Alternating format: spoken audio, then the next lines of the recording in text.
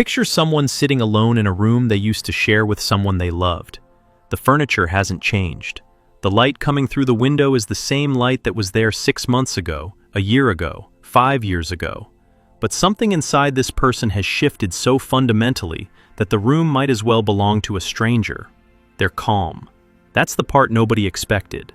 After everything, the years of bending, the slow erosion of who they were, the 1,000 small surrenders that looked like love but felt like disappearing, they're sitting in stillness.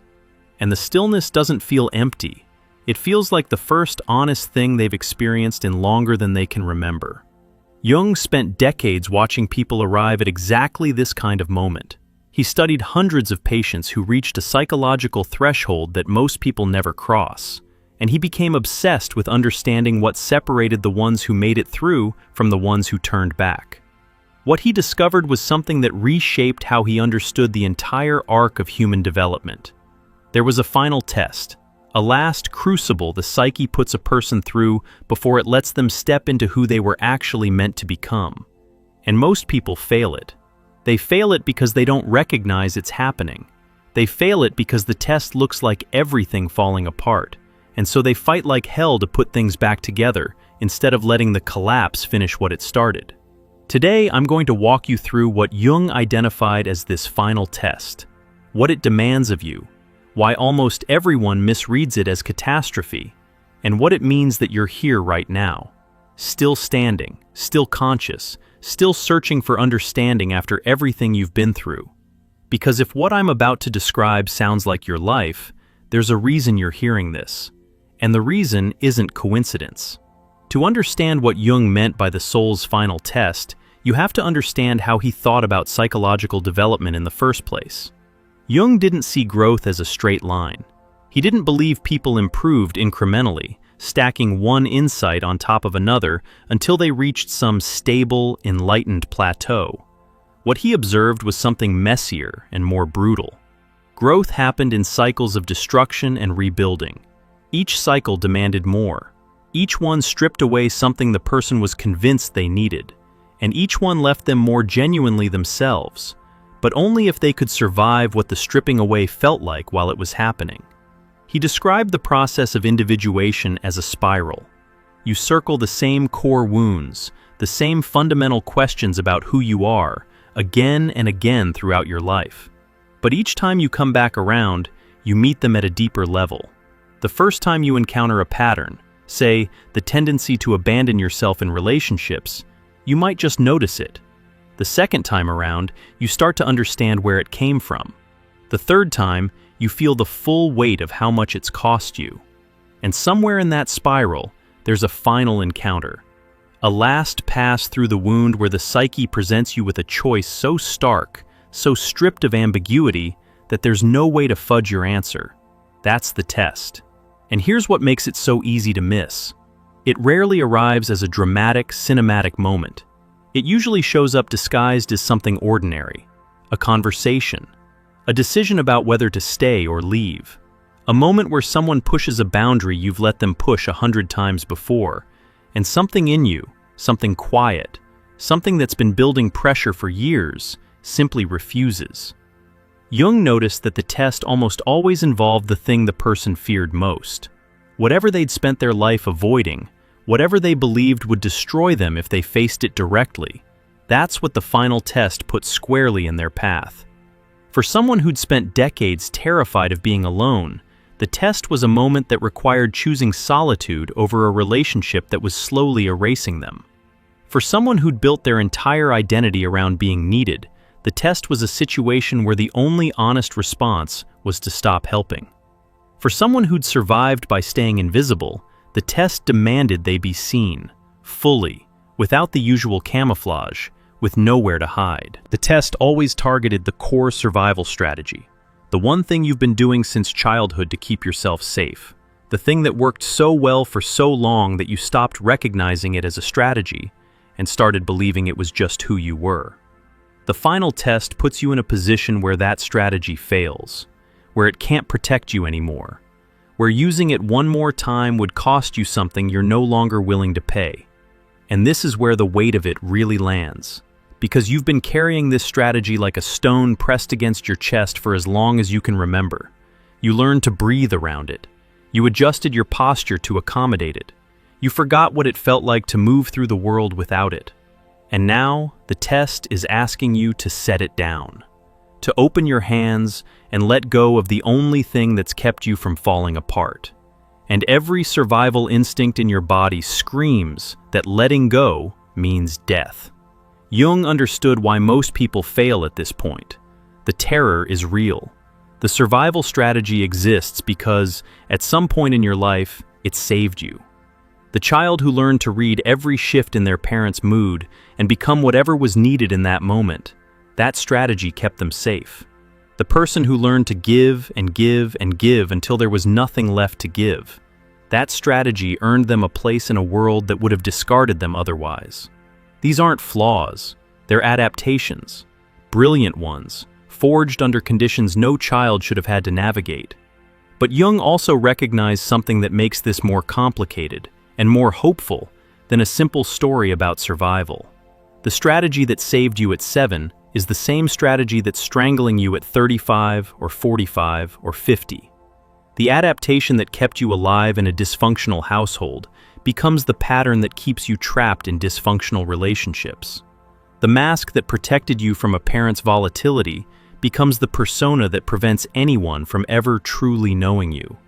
What kept you safe then keeps you small now. And somewhere deep in the architecture of the psyche, a part of you knows this, has known it for years, has been trying to get your attention through depression, through anxiety, through that persistent low-grade feeling that you're living someone else's life. The final test is the psyche's way of forcing the issue. It's the moment where the unconscious says, essentially, I've given you signs, I've sent you dreams, I've created restlessness and dissatisfaction and a feeling of wrongness that nothing external can fix, and you've ignored all of it.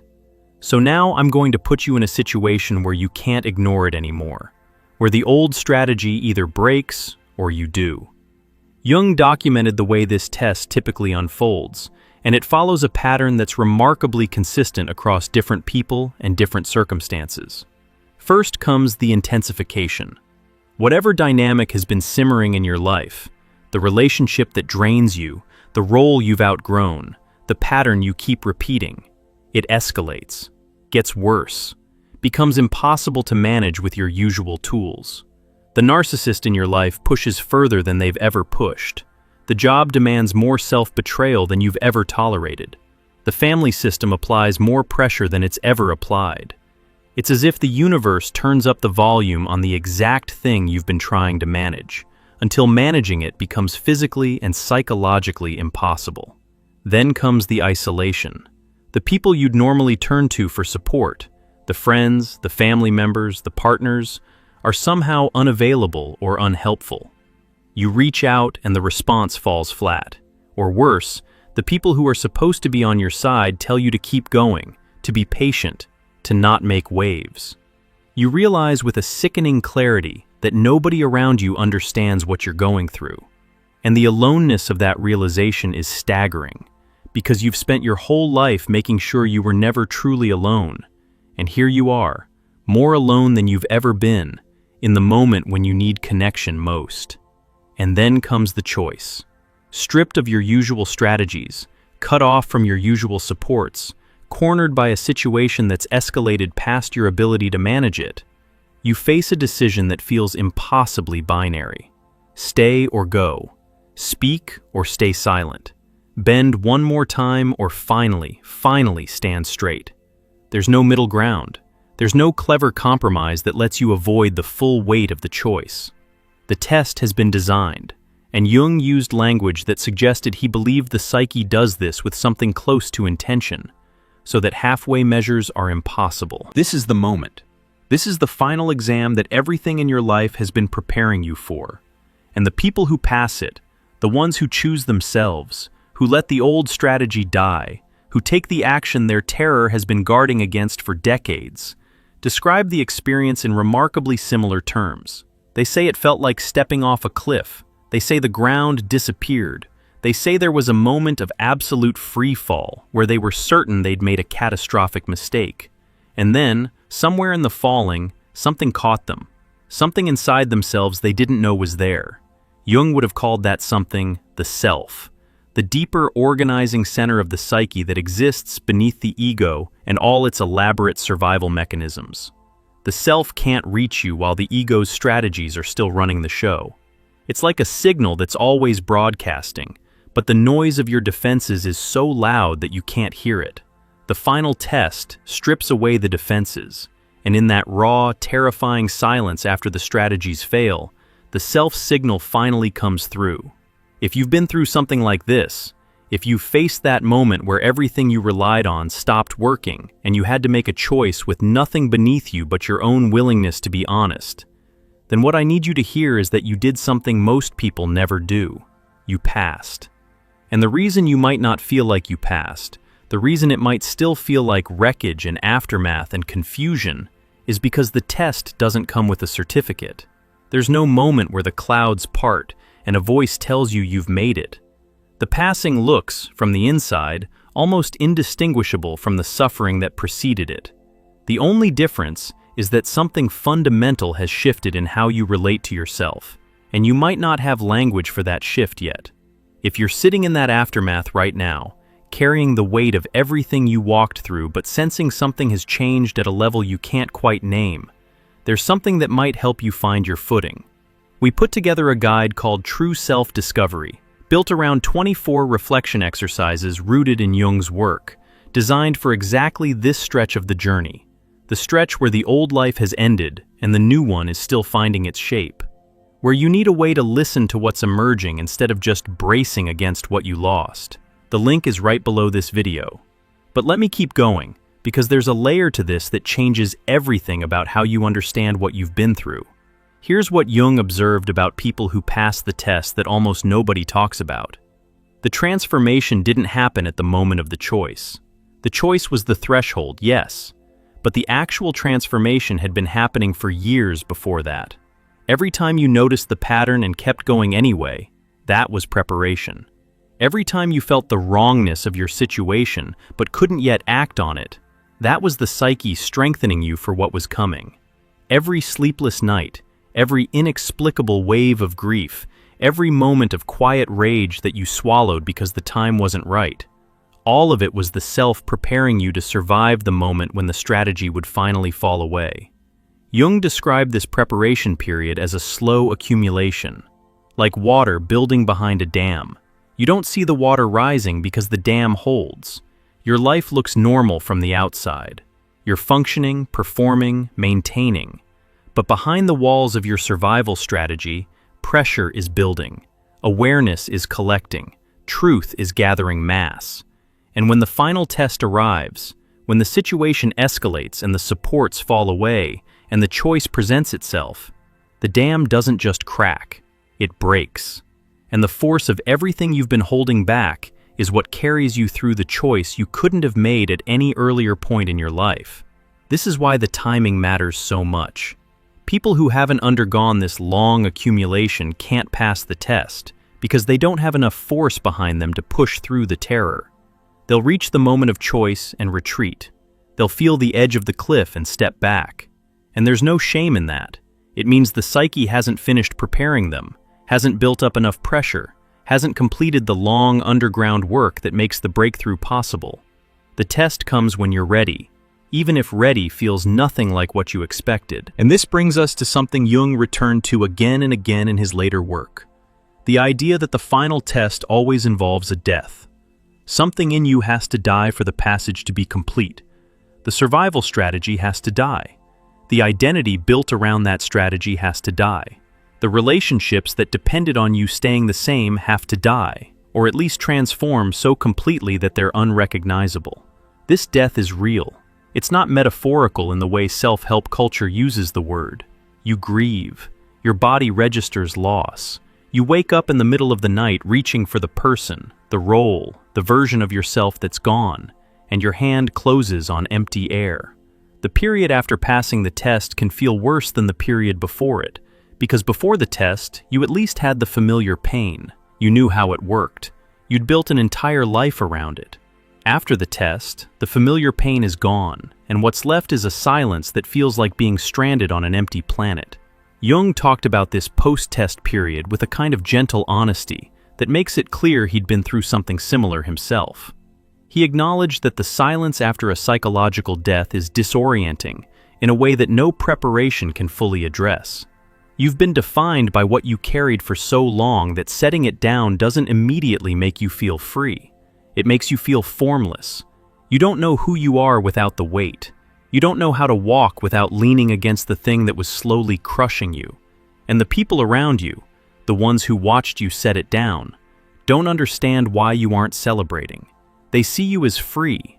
You feel like a house after the furniture's been removed. Technically, you have more space, but the emptiness echoes. What Jung found, though, is that this formless period is where the most sacred part of the process happens. The stone you carried for all those years, the survival strategy, the false self, the pattern that kept you safe and kept you small, left an imprint. Where it pressed against you, your shape changed. And when you finally set it down, you can feel the exact contour of where it sat. You can trace the outline with your fingers. You know its weight by its absence.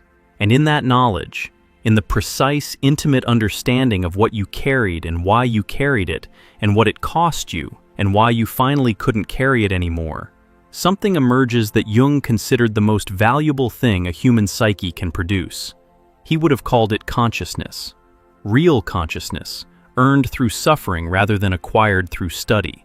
The kind of awareness that can only come from having lived inside a pattern, having been shaped by it, having been nearly destroyed by it, and having finally chosen to let it go at the exact moment when letting go felt like annihilation.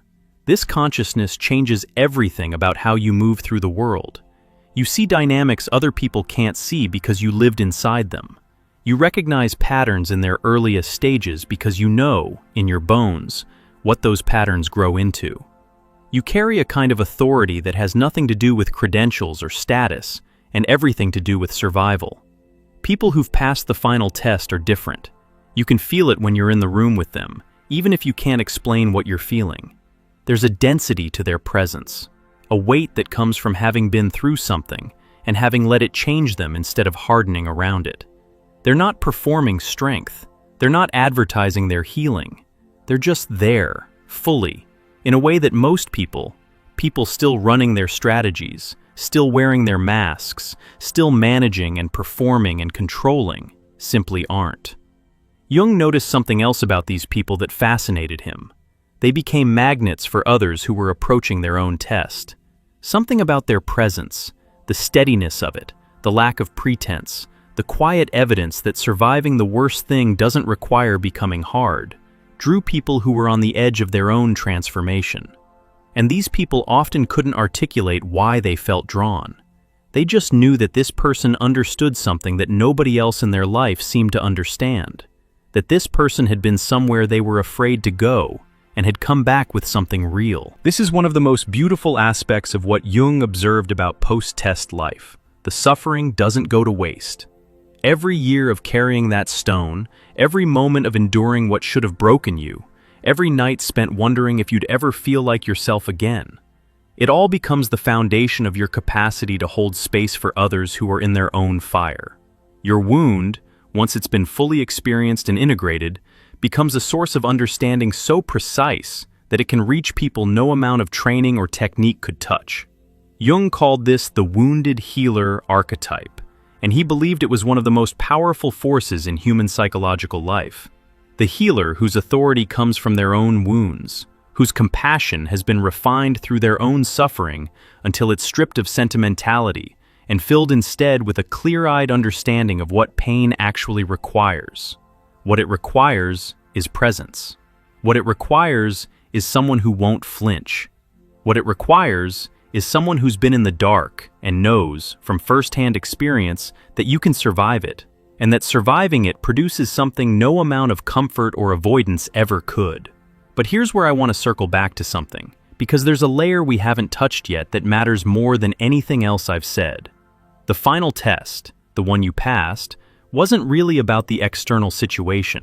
the relationship, the job, the family dynamic, the impossible choice you faced. Those were the setting, the stage. The test itself was internal. The test was whether you could choose yourself when every conditioning you'd ever received told you that choosing yourself was selfish, dangerous, or wrong. Think about what that actually means. You were raised in a world, a family, a culture, a set of relationships that taught you, explicitly or implicitly, that your needs came last, that your boundaries were negotiable, that your job was to accommodate, to absorb, to make things work for everyone else, even when making things work for everyone else meant slowly dismantling yourself. And you internalized those lessons so thoroughly that you didn't even question them. They became the water you swam in, the air you breathed. Choosing yourself didn't just feel difficult, it felt fundamentally wrong, like a betrayal of everything you'd been taught about being a good person. The final test asked you to do the thing that felt wrong, to choose yourself when every voice inside you, the voice of your mother, your father, your culture, your conditioning, screamed that choosing yourself made you selfish, made you cruel, made you the kind of person who abandons others when they need you most. And you did it anyway. You chose yourself anyway. Not because the voices stopped. They didn't stop. You chose yourself while the voices were still screaming. And that's what makes it the final test. It demands that you act against your own programming, in full awareness of the cost, with no guarantee that the choice will lead anywhere good. Jung understood that this is why so few people pass. The programming is deep. It was installed before you had language, before you had critical thinking, before you had any ability to evaluate whether the lessons you were absorbing were healthy or destructive. By the time you're old enough to question them, they don't feel like lessons anymore. They feel like truth. They feel like who you are. And the final test asks you to act against what feels like your own identity, which is psychologically indistinguishable from acting against yourself. The people who pass do so because something in them has grown strong enough to override the programming. The self, that deeper center Jung kept pointing to, has matured to the point where it can hold the ego's terror without being consumed by it. It can hear the voices and recognize them as echoes of a childhood that's over. It can feel the guilt of choosing itself and bear that guilt without being crushed by it. It can tolerate the awful uncertainty of stepping into unknown territory after a lifetime of familiar suffering. And the thing that grew strong enough to do all of this, that self that can finally override decades of conditioning, it grew strong precisely because of everything you went through. Every relationship that pushed you too far. Every moment of swallowing your truth to keep the peace. Every time you felt the wrongness of your situation and couldn't yet act on it. All of that was the weight training that built the muscle you needed for the final test. The stone you carried didn't just burden you, it strengthened you. And the strength it built is the strength you use to finally set it down. This is the paradox Jung kept circling. The thing that almost destroyed you is the thing that prepared you to survive. The years of suffering weren't wasted. They were building something you couldn't see. And the person you are now, the one who passed the test, the one sitting in the strange silence of the aftermath, the one who doesn't quite recognize themselves yet. That person could only exist because of every single thing that came before. Every painful thing, every confusing thing. Everything that felt like it was breaking you was actually forging something in you that couldn't have been forged any other way. So when I say you passed the test, I need you to understand the full weight of what that means. You didn't just survive something difficult. You did something that required the accumulated courage of a lifetime. You acted against your deepest programming at the moment when the cost of acting was highest. You chose truth over comfort, yourself over your conditioning, the unknown over the familiar, when every fiber of your being was begging you to retreat. And you're still here, disoriented maybe, grieving probably, unsure of what comes next almost certainly, but here, standing in the open space where the old life used to be, with your hands finally empty, with that stone no longer pressed against your chest, breathing, perhaps for the first time in years, without adjusting your breath around something heavy. What comes next? and this is where Jung's work becomes less about what you've survived and more about what becomes possible, is a period he described as the consolidation of the self. The false identity has died. The survival strategy has been released. The relationships built on performance have either transformed or fallen away, and what's left is raw material. Your raw material. The unperformed, unpolished, unmanaged truth of who you actually are, standing in daylight for the first time. This period is awkward. Jung didn't romanticize it, and I won't either. You'll reach for old habits and find they don't work anymore. You'll start to say something you've said 1,000 times, some accommodating phrase, some self-diminishing deflection, and the words will die in your mouth because they don't fit the person you've become. You'll catch yourself in old patterns and feel a flash of something between embarrassment and wonder, because you can see them now. You can see the machinery that used to run your life, and it's like looking at scaffolding around a building that's already been built. The scaffolding served its purpose, but the building doesn't need it anymore. New things will start appearing in the space the old patterns left behind, slowly at first. An interest you'd abandoned decades ago resurfaces. A quality you'd suppressed, directness maybe, or tenderness, or a fierce independence you'd been taught was unladylike or unmanly or just too much, starts expressing itself without your permission. People you would never have connected with before start appearing in your life, drawn by something they sense in you that you're only beginning to recognize in yourself. And the relationships that form from this place will feel different from any you've had before. They'll be built on who you actually are, which means they'll feel both more vulnerable and more solid than anything constructed on the old persona. Jung noticed that people in this consolidation phase often experienced a peculiar kind of confusion. They'd say things like, "I feel more like myself than I've ever felt, and I also have no idea who I am."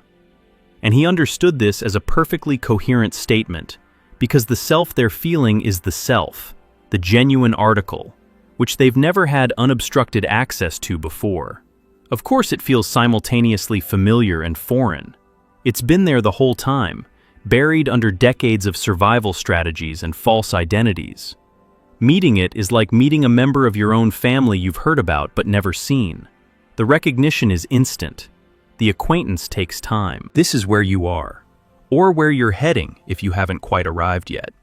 And I want to be honest with you about something Jung was always honest about. The life that follows the final test doesn't look like a reward.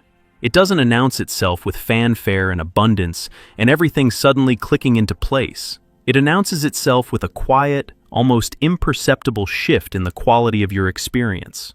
Colors look slightly different. Conversations land differently. The things that used to consume your energy, the managing, the performing, the constant calibration of yourself to meet everyone else's expectations, those things have stopped, and the energy they used to consume is now available for something else, for living, essentially, for actually being present in your own life instead of managing everyone else's experience of it. That shift is worth more than anything the old life could have given you. Jung staked his career on this conviction, and everything he observed supported it. The people who passed the final test didn't go on to have perfect lives. They had real ones. Lives where they could feel the full range of what it meant to be human without numbing half of it to keep up appearances. Lives where their relationships, however few, were built on something that couldn't be faked.